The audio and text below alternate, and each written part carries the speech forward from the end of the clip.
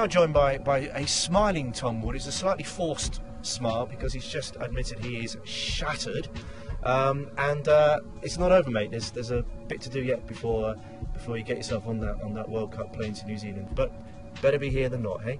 Oh yeah, definitely. You know, it's you've got to pinch yourself sometimes. You think that you're hard done by because you've had a tough session in the morning, but then the reality is you're in an environment like this, you're with all your mates, and you're being pretty well looked after on the whole. So you know, you're doing what you love for a living. You can't complain about that. Now, you can't spend your time going, wow, what's happened to me, and patting yourself on the back.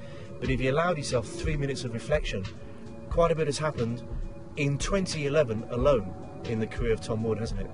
Yeah, I think a lot's been made of that. I mean, I'm pretty ambitious, and I set myself pretty strict goals way back when it was perhaps unrealistic in most people's minds to be in contention for a World Cup place. But obviously I've had a little bit of luck along the way, and things have definitely gone my way with a few injuries and things.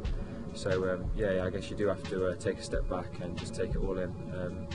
But once you've achieved one thing, you've got to push on and look for the next. So there's still a lot to achieve in rugby for me. Well, it's all about taking your chances, Tom, isn't it, I suppose? I mean, Lewis Moody was injured. Maybe a year ago you were not next in the pecking order, but you were in January, and you had a fantastic Six Nations, and you're far too modest to say you were great, but you must have been happy with the way it went. And you picked up a winner's medal at the end of it as well. Yeah, I mean, winning the Six Nations, it was a bit of a strange situation at the end. We just lost a game, taking a bit of a hiding.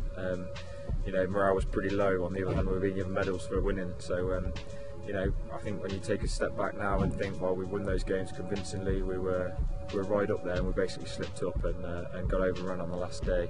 You definitely take that as a winner's medal. I think if they'd have said we'll win the Six Nations at the start, most would have taken it. So, you know, very proud of that and proud to have been a part of it.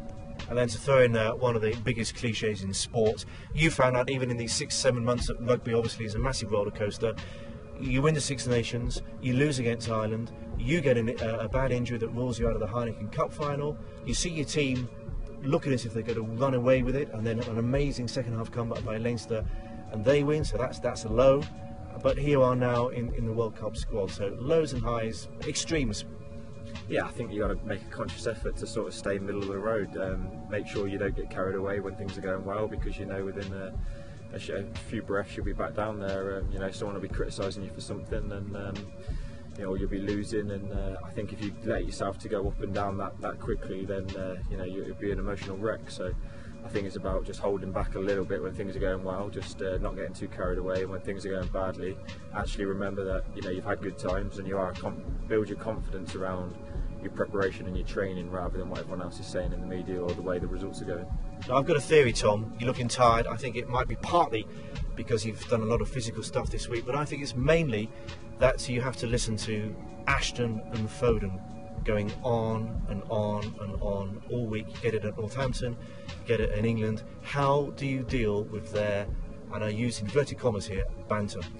I don't deal with it, to be honest. I just leave it there in the background. I almost don't acknowledge they exist most of the time. I'm a forward anyway, so for most of the week they don't exist. We're over there in the corner kicking lumps out of each other while they're mucking around over here, laughing and giggling amongst themselves and kicking the ball backwards and forwards. And it's a different world, really. We may as well not be in the same team for most of this preparation. Fair enough. Why don't you get off the fence and say what you really think, Tom? No, I'm joking. You know, they're good lads. No, you're not. Please say you're not. You know, they have a laugh amongst themselves. That's what makes them who they are, and it's good for team spirit. But you know, I've got my head to put in a ruck somewhere, so I'll just get on with doing that and leave them to it. Good luck over the next few weeks, Tom. And yeah, just don't listen to Ashton and Foden. That's my advice. And we'll see you soon. Take care. Thanks very much. Cheers.